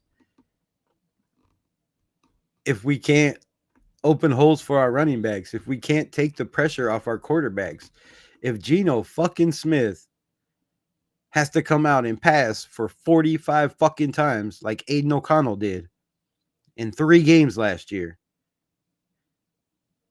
are you comfortable with that, nation? Are you comfortable with that? I'm not gonna lie. I am not comfortable with Geno Smith having to throw the ball more than 30 times a game at all whatsoever. So let me know y'all's thoughts. He's back. No worries. Be happy, right? No worries. Be happy. It's trash talking love. See, that's what I'm talking about. We bored and want some football. Please, God, give us football. Thanks, Rebel. No brainer on the fellow haters. Even right, 12-5. 12-5 is ambitious, but not crazy. See, that's what I'm talking about. I like it. I'm trying to pump it up more and more every week but also here it is. 17 people in the chat. Don't take my advice. Don't get pumped up and be like, Rebel said we're gonna be 12-5, and then when we're 9-8 or 10-6, be like, bro, you said 12-5, because this is my opinion, this is my feeling. So just my take on it, and I'm not trying to get anybody to jump on my bandwagon and believe that we are good enough to be 12-5. These are just my takes, my thoughts, being live on the internet, on YouTube, for all y'all to critique, to believe what you want to believe. But I hope it helps. I hope it, puts some ease in your mind, and I hope it puts some doubt in your mind, because like somebody said in the chat, games aren't given, right? I don't know why this shit's still up. Hide message. Sweet. Right? Nothing's given in the NFL. Everything is earned. But I believe that my nose won't stop running after that dab, or after them stupid pins. Fuck my life, bro. So what was I saying? Fucking bueno, bro. You always fucking me up. I gotta turn this thing off one day and start reading this thing over here. 10 minutes didn't feel long enough, he said. Stop. Shit. This team has been beaten and battered me. It's hard to be optimistic for me, bro. I know. I feel you. I feel you. But I'm just saying, if we look at the teams we play, if we look at our roster so far that we're building, the guys that we drafted, the UDFAs, and I'm trying to figure out what day I want to do it, but pretty soon, roster predictions, right? Who makes the roster? Shit, it might even be tomorrow. We might even go crazy and fucking do it before preseason. I don't know. But I'm saying, if you look at all the scenarios, with the weapons we have, with that Geno has, he has every opportunity on the planet to be the best quarterback he's been in his career. Can he do that? That is up to Geno Smith. I believe he can. I believe he will. I'm really rooting for him. But there is those what ifs, right? And we have to ask those questions because we just don't know. We just don't know until football starts. But I believe with Pete Carroll, Geno wants to do everything in his power, not just to win for the Raiders, not just to win, but more and importantly, Geno said one thing that stuck out to me that I believe is going to push Geno to be the best he's ever been. And that's he wants Pete Carroll to go out on top. He wants this to be a success for Pete Carroll in his last coaching days. And with Geno having that in his heart, that in his mind, I believe that carries the Raiders to the playoffs. So I love y'all. Let me read these chats and I'll get the hell out of here. Rebel no bueno, fellow haters, not even 12 and 5. Yes. What else we got? Again, he likes bad attention. LOL. Wants to be infamous for being hazed. Who? What? What are you talking about? Fucking clown. Oh, Lord have mercy. How about you be a piano man? Time out. We talk football all around the league. What? It's fun, guys. Don't be a no bueno Karen. See, that's what I'm saying, my guy. Why you got to call him a Karen, bro? Because I'm just saying, if you was constantly me calling me a Karen, I wouldn't like you either, dude. Like, I'd be pissed off at you too. So if you want people in the chat not to fucking hate on you or talk shit on you, start by not calling them Karen. Because, I mean, you might as well call them a bitch, in my opinion, which is fucked up. And if I was no bueno and I seen you, I smacked the shit out of you. But you wonder why he don't like you, bro. I know it's trolling and it's in good fun, but some people just don't want to be called Karen. Some people take that shit personally. Some people you can play with and fuck around with. Some people might not have personality, right? They might be that dude that is always like,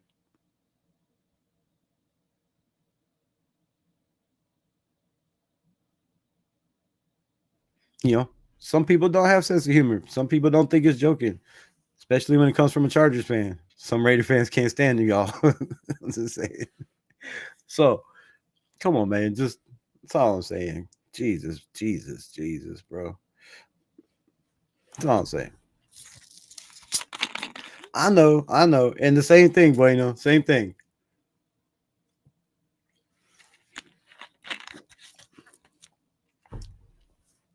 But I don't see him calling you a Karen and shit all the time. So, you feel me, Piano Man? Like,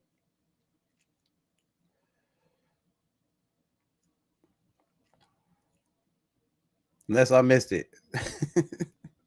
Unless I missed it. Oh, he did say rat. All right, well, it is what it is. But you know what I'm saying, man. You know what the fuck I'm saying. But I love y'all. It's fun as fuck chatting with y'all. And again, I got 15 minutes to do 2 hours. I might as well fucking make it 2 hours. Don't call me sir, bro. Fuck.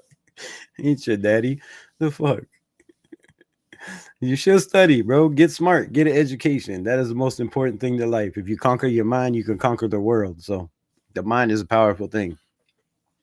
But if you keep trolling, you might not live long enough to do that shit because somebody might slap the shit out your mouth. I'm just saying. What you got? I have my movies. What?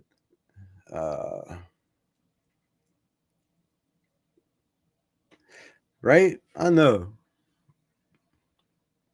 He starts out cool and then he just can't help himself. But like I said, it is what it is. We give him too much power. We give him way too much, way too much. Offensive wise, let me finish answering your question because I got away from it. I think for the Raiders to be successful, I said, DJ Glaze on the offensive line. But I believe Michael Mayer, and we'll talk about this more tomorrow. It's going to be a lot of the show. You know, Michael Mayer, I think, has to play a bigger part in this offense. We've heard the talks of trade him, get rid of him. 12 personnel is going to be huge in this offense. It's a huge, cornerstone for Chip Kelly. We've heard Chip Kelly. If you haven't heard the interviews, I'll try to record some of it and pull it up for y'all tomorrow. But he's talked about it. What Michael Mayer is going to bring to this offense, what he already brings to the offense, what he's seen when he first got here. Chip Kelly believes in Michael Mayer, and I believe he's going to find ways, to get this guy open. Now, he's not going to have 5, 6, 700 yards. There's just too many weapons on this offense for him to do that. And, I heard my guy, Alpha Raider, shout out to him. Go check out his channel if you haven't already. Saying, Michael Mayer was a second round pick. And I was going to pull up on the show, but I was doing shit. I was in the middle and it was way too loud in the house to try to get on there and talk. I agree. He's a second round pick. And like Tyree Wilson, drafted in the first round, you have to perform, right? You have to produce on the field. But in his defense, and I really don't defend too many players, he was really, really good with Aiden O'Connell, right? He won us games. He had, 400 and something yards as a rookie with Devontae Adams, with Jacoby Myers, with Trey Tucker, who Aiden O'Connell threw the ball to an awful lot. They had that connection with him and Jacoby Myers. And then you go to the next year and they put Gardner Minshew out there. They draft Brock Bowers, right? If you're a guy that's drafted in the second round to a team that you're coming in thinking, okay, I'm the franchise, tight end for this team, I'm going to be the guy. And then they draft a guy in the first round and you're like, oh shit. So am I going to be traded? Am I going to be here? And then they don't even start your quarterback. They start Gardner Minshew. You got to learn a whole new system. I think it was a lot for Big Mike. He missed time. We don't know why he missed time. So he does all the small shit, all the little things that nobody sees, right? Blocking in the run game, blocking in pass pro, taking on double teams, right? Having linebackers cover them to free up guys when we're running trips on one side and, slanting running backs out to the other. Defenses don't have enough to cover. You got to check for Big Mike on the line. Is he going out? Is he blocking? What's he going to do? He makes a lot of defenses, have to scheme for him being out there. So I believe in a Chip Kelly system. Big Mike, Michael Mayer is going to be a bigger part of the offense, but he's not going to have the numbers like we expect him to have for a second round pick just because the weapons we have. He's not going to be the go-to guy. He's not going to be the second guy. He's not going to be the third or fourth option. Most of the time he's out there, he's going to be out there to block. He's going to be asked to block. Now, there's going to be plays where he's out there, but if the ball comes to him, it's because he's the security blanket in that play, right? He's running a drag route. He's running a 5-yard comeback, 10-yard comeback. He's not going to be running any deep routes, any slant routes, anything to get a bunch of yards, right? His yards are all going to be small, short yardage plays. That's how he's going to be used. So I think we need to temper down the expectations. It's not the same situation as a Tyree Wilson. he has the opportunity to get out there. He can, play enough to get on the field.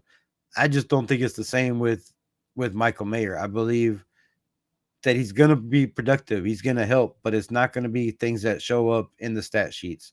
It's going to be the small things. So, that's what I got to say about that. Piano Man, you said drop it and you keep going. What the fuck? He's still going? Oh, God. Right? Yeah.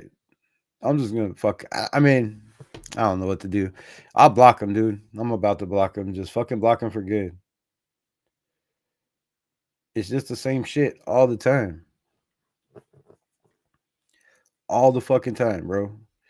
I lose people because they're tired of hearing me say the same shit over and over again about Piano Man. So, fuck it, dude. I don't care. I really don't care.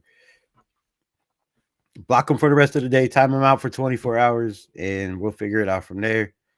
Because there's no reason to just keep having him constantly in the fucking chat when all my chat is being talked about. This motherfucker, all the Raider chats is fucking talked about Piano Man. It's crazy, bro. This dude, I don't know how he does this shit. Yeah, bro, nice work. A bit earlier, couldn't finish Yerp's live. What's good, Rose Town? Appreciate you pulling up.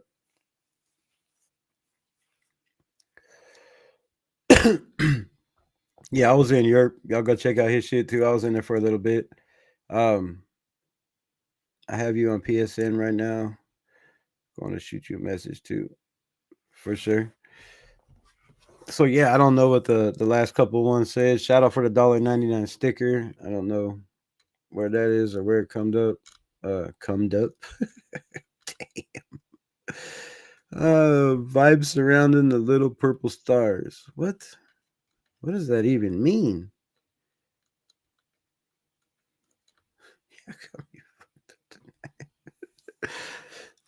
But yeah, so Big Mike, man. Big Mike has big things coming. Pause if necessary. Double pause if necessary. He's going to do all the small things. He's going to be a big, big part of Ashton Genty's success.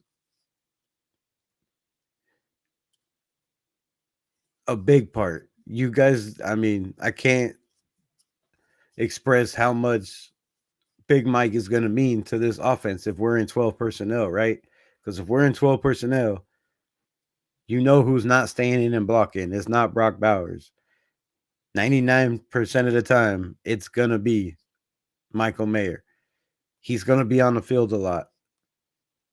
There's not going to be, even with 12 personnel, you got 2 tight ends, right? 1 running back and a receiver. Who's that receiver going to be? So that's another question. Is it Jacoby Myers? Is it Jack Beck? Is it Dante Thornton to stretch the field? All questions that hopefully soon get answered very, very soon.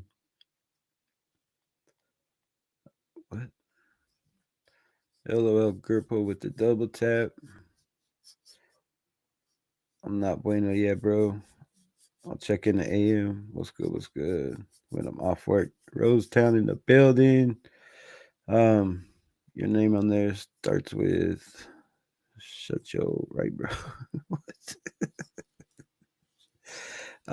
Is Wilkins playing this year or is he hurt for the year again? Furpo, my guy, you must have been on break the last time. He's not hurt for the season. I don't see him being hurt for the season. I do not see him playing until after the bye week. I just don't see him playing until after the bye week unless he's ready to go day one. Now, if he's ready to go day one, then obviously he's ready to go. But if he's not ready to go day one, week one, more than likely they're going to use that roster spot to see what one of these young kids can do. And, it's not going to be good for Christian Wilkins. Hopefully it's good for the Raiders. But if they put him on IR, that's, like I said, that's 4 weeks he's got to miss. And then you got to get in football shape with the boot being off, being back on. him having setbacks, there's no way he's in football shape. There's no way a 300-pound man, 6'4" at his size, is going to be in football shape anytime soon. So hopefully by week 8, that's if, he's good to go week 1 or 2 and he could start, training by then. If not, it could be, it could be another missed season. I don't see him missing the whole season. I see him playing sometime this year. There's just no reason for him to take the whole year off. But again, I don't know how bad the injury is. So if the setback was a major setback, which they're being hush-hush about it. And one thing I don't like is when the Raiders are hush-hush about shit. If they're keeping shit under wraps, there's a reason. They don't want you to know. So, or they don't know. Maybe that's the case too. Maybe they just don't have the information they need and they don't know how long he's going to be out. However, with that being said, I feel like they know, and I think Pete Carroll said it all. It's been a long, hard road for Christian Wilkins. They're taking it slow, and, they have time. So we have, 98, 97 days until football. Is that enough time for him to get healthy and back in football shape? I don't see it. I just don't see it. And if he is out the season, or even half the season, let's just say this, since we are talking what ifs tonight, right? Another what if scenario. I told you we were going to diddy this what ifs to death. What if Christian Wilkins is not ready to go week 1? What if, I feel like I've been saying what if all night, but I think I have. What if he isn't ready to go week 1? And he does go on injured reserve for 4 weeks. And he does not come back till after the bye week, which is week 9. And we'll probably leave this for the next show because I'm going to get off here. What if? But what if he doesn't come back till after the bye week, till week 9? Was it a bust? Was it a waste? Was it a horrible trade or signing? Let me know in the comments. Let me know in the comments after this. I'm going to read the rest of these comments and then I'm going to get the hell out of here. But that'll be a show for tomorrow. A little bit more on Big Mike and Christian Wilkins. I'll give you my answer tomorrow. Make sure you pull up.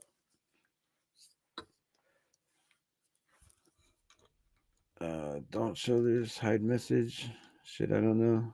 Purple dude, that story of my life. I'm tired of that shit. Wait, what happened? How far do I got to go back?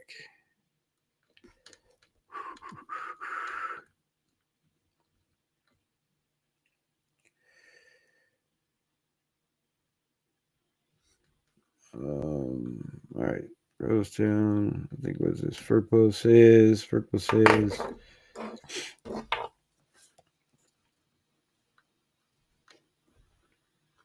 I wouldn't count on Wilkins. Dixon Cider. What's up, bro? Fist bump. That's probably way too far back, huh? If it takes care of that foot and makes sure he washes it daily, he should be good. Was it an infection that he got? Is it an infection? And not because if it's an infection,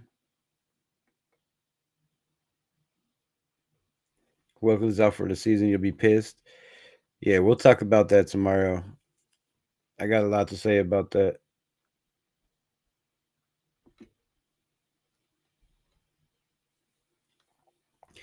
Man, why is every free agent we sign, especially the big name talent signing with the Raiders, always seem like a bust, especially when the players always play great till they get here? Shaking my damn head. My guy Furpo, I feel like I can answer a lot of questions, and I try to take, pride myself on being able to answer everybody's question. But that's one I can't answer, bro. um, I don't know. I don't know.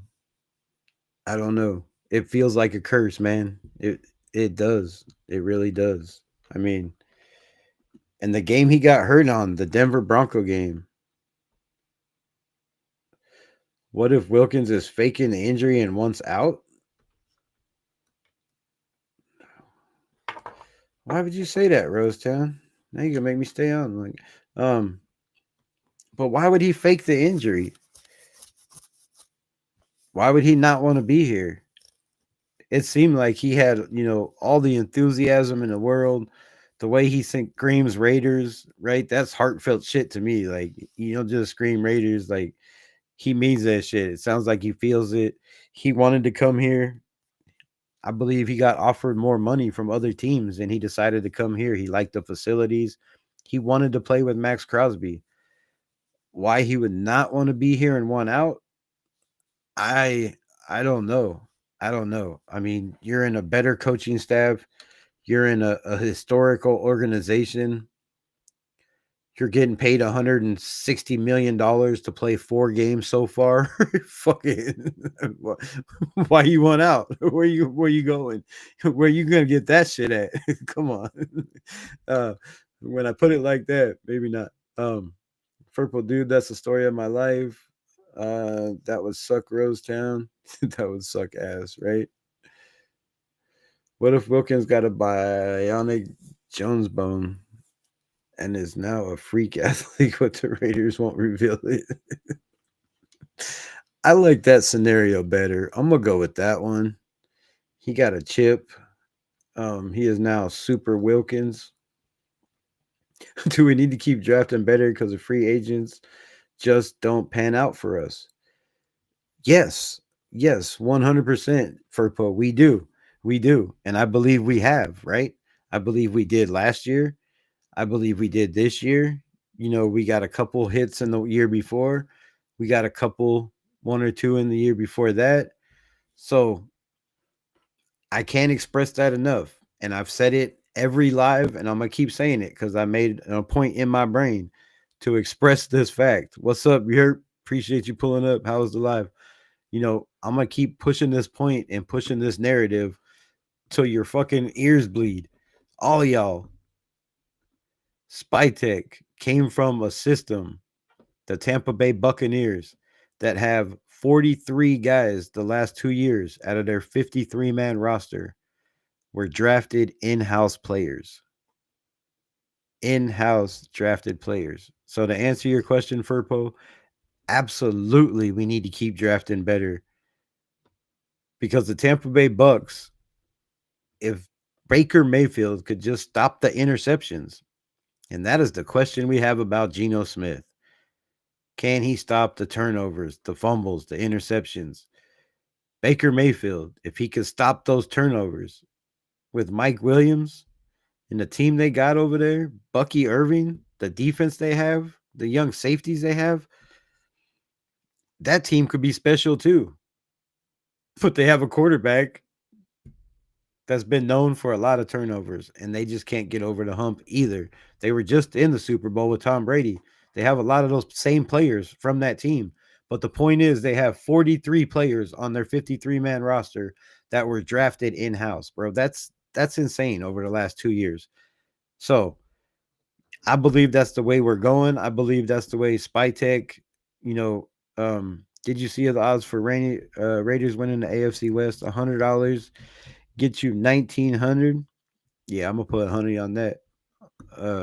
Definitely put 100 on that. For sure. Odds of winning the Super Bowl, 5,000. Wait, that's it? Hold on. Are you for real? So our odds of winning the Super Bowl are only 5,000 to 1? Chewy, what's good? Yo, that's wild. You know what it was last year? I believe it was like 2,500 to 1 or 1,500 to 1.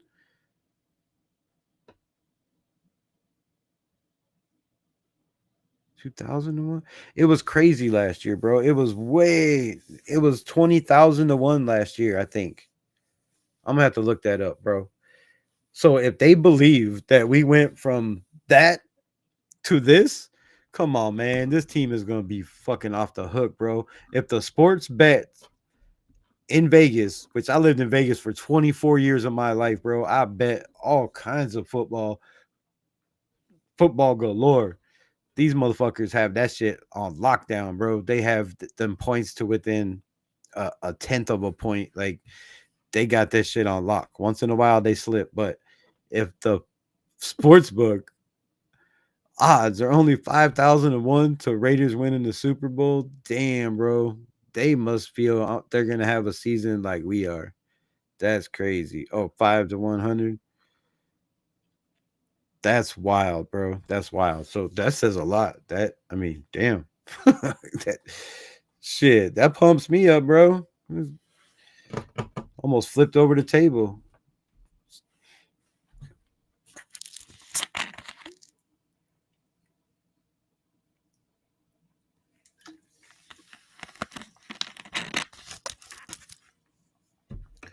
Shit. Oh, where am I at? Back over here. Hide this one. Hide, bitch. All right. Like Adams did LOL fake the injury until he got out. Nah, man, please don't do that. Please don't do that. Super Wilkins would be crazy, bro. But really, if you look at that Bronco game where he got hurt, he was playing like Super Wilkins. Dude was balling. He was straight balling. And then somebody jumped on his back. And then he got injured. And they say that wasn't the injury.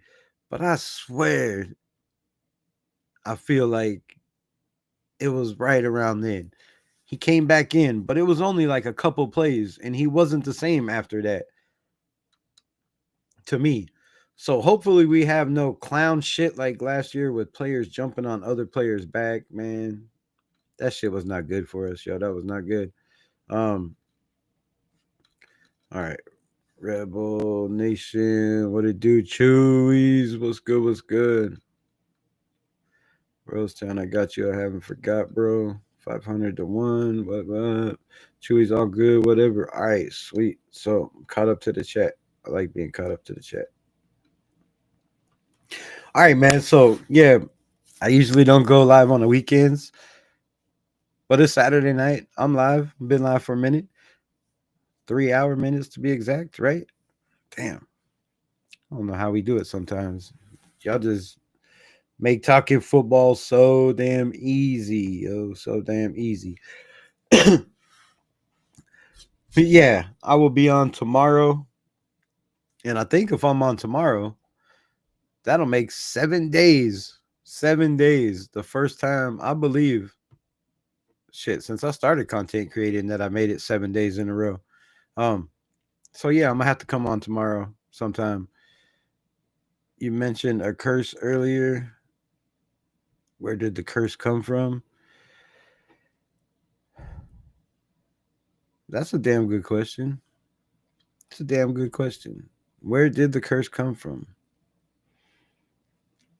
I mean,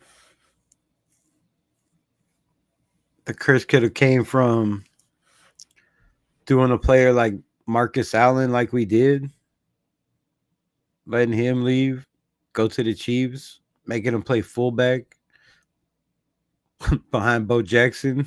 I mean, I don't know. It could be the curse of Al Davis. It could be, I don't know. It could be the curse from the NFL, right? I don't know where the curse came from. Maybe after the third Super Bowl, somebody fucking got a voodoo doll and started poking that shit. I should probably, but yeah, stabbing the shit out of the voodoo doll. But yeah, whatever the fuck. Somebody clipped that. I don't know. I don't know where the curse came, but it came from somewhere, man, because you just can't constantly, like, even the Detroit Lions in their shitty years where they never made the fucking playoffs, they at least got some good players in there in their drafts. They just couldn't get coaches or systems to run the fucking players or use the players right. But they had decent drafts. They didn't have shitty drafts like we did. They didn't go through the coaches we did. They don't have a new coach every year on average. Every year. That's horrible. Our longest 10-year coach is John Madden at 10 years. The closest guy to that is Tom Flores at 7 years. The closest guy to that is, I don't know, but I think it's John Gruden at three years. That's bad. That's bad. That's bad for the franchise. That's bad for the organization. And, you know, we know Al Davis was a rebel. We know this team struggled. We've heard, you know, the Queen talk about it, how Al Davis talked about selling the team, which, you know, shocked the shit out of me. I never knew this team was in such financial ruins that, I mean, I guess I was a younger kid, you know, but as I got older, I seen that when we're constantly drafting free agents that, you know, are out of their prime, taking chances on guys that we couldn't afford, you know, earlier in their prime, guys like Hostetler, guys like I don't even want to say, you know, but yeah, Tim Brown, I mean Jerry Rice, you know, Ronnie Lott, these guys that were towards the end of their careers we brought in hoping they were going to be something, is because they didn't have the money to go get all these big names, and we drafted horrible. Maybe it's the curse of Al Davis. I don't know what curse it is, bro. Maybe it's the curse of moving from Oakland to LA. Maybe moving back from LA, you know, to Oakland. Somewhere. Something fucking happened to this organization, because you can't constantly just have the struggles we have. I mean, you get it together for a year or two and then it's back to trash for another 20. You get it together for a year or two and it's back to, you know, ass or mediocrity. So where you can't even get drafts in the top 10 or in the first round because you're trading your draft picks away in the first round, or you're, you know, drafting guys like Alex Leatherwood that play 3/4 of a season in the NFL and never see the light of day in the NFL again. Or you draft guys like Arnett that you take in the first round when you have 2 fucking first round picks. Two first round picks. Okay, I'm gonna end this show. I'm gonna stop talking about how we could be cursed. That's a show for another time. I will just lose my flipping mind if I keep going on and on and on. So yeah, think about it. Y'all go to sleep. Ask yourself that question, because I want to know from you. Do you think this franchise is cursed? And where do you think the curse came from? And with that, bless y'all. Peace. Much love. Stay blessed. Love y'all. Ray.